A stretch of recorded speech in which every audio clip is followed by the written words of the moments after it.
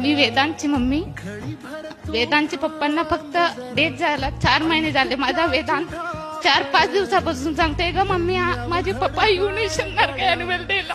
मी म्हणली हो येऊ शकते. यायचा पहिले 5 मिनिटं माझे मुलगा वडिलांचा फोटो समोर उभा राहिला.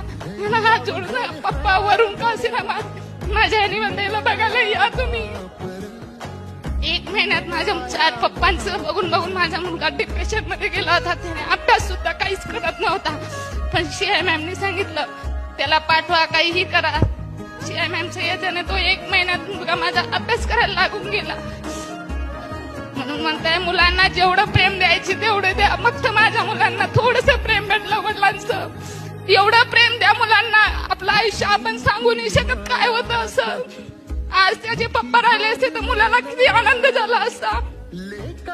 मी आज माझं दुःख ठेवून इथं आली आहे आणि आज एक कृपा करा माझ्या मुलासाठी त्याच्या पप्पाला एक हे द्या आणि सांगा की ते वरून का असे ना त्याच्या अॅन्युअल डे बघायला या.